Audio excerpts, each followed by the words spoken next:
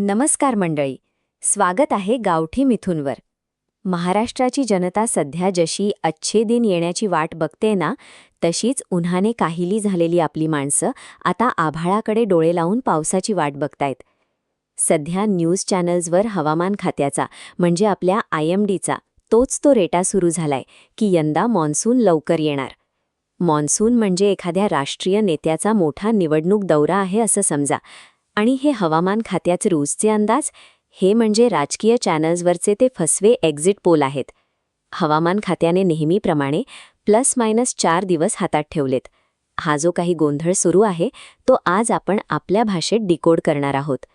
भाऊ, विषय नीट समजून घ्या. सध्या बंगालच्या उपसागरात आणि अरबी समुद्रात जे वातावरण तयार झालंय ती म्हणजे मॉन्सून भाऊला खेचून आणण्यासाठी झालेली पडद्यामागची युती आहे.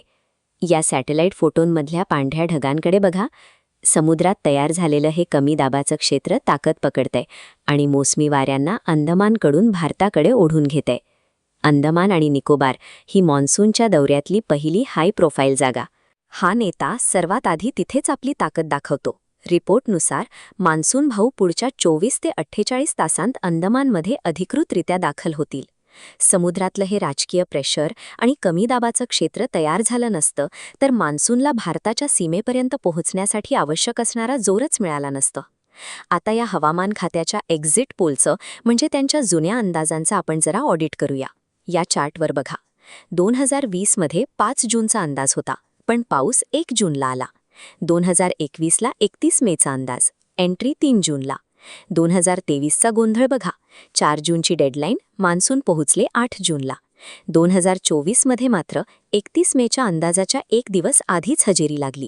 हे ±4 दिवस म्हणजे एखादा राजकारणी मी तिथे होतो पण ट्रॅफिकमध्ये अडकलो असं सांगून जशी कोलांटी उडी मारतो तसाच हा प्रकार आहे. गेल्या 5 वर्षांच्या या गोंधळानंतर 26 मेच्या केरळमधील एंट्रीवर डोळे झाकून विश्वास ठेवणं कठीण आहे. अंदमानचा टप्पा पार पडला की मान्सून भाऊ आपला मोर्चा थेट केरळकडे वळवतात. तिथे पोहोचण्यासाठी सध्या 26 मे की तारीख दिली जातीये.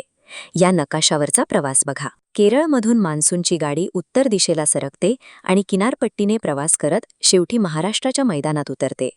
महाराष्ट्रात मान्सूनचं पाऊल पडायला जूनचा पहिला आठवडा उजाडतोच. हा एक भौगोलिक प्रवास आहे. न्यूज चॅनल्सवर कितीही ओरड झाली तरी वाऱ्याचा वेग आणि समुद्रातली परिस्थिती बदलल्याशिवाय मान्सून मुंबईत एंट्री करू शकत नाही.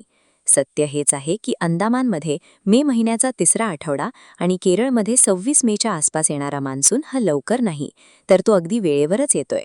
मे महिन्याच्या 2ऱ्या आठवड्यात पाऊस आला असता तर त्याला लवकर म्हणण्यात अर्थ होता. आता जे काही सुरू आहे तो मान्सूनचा रुटीन दौरा डन आहे. टीव्हीवरच्या हेडलाईन्स बघून लगेच छत्री बाहेर काढण्याची घाई करू नका. राजकारण असो वा निसर्ग, इथल्या अंदाजांपेक्षा जमिनीवरच्या परिस्थितीवर विश्वास ठेवलेला बरा. मंडळी, मान्सूनचा हा विषय हार्ड आहे. आम्ही फक्त सत्तेलाच नाही तर निसर्गालाही आरसा दाखवतो. हा होता आपला थेट काळजावर वार.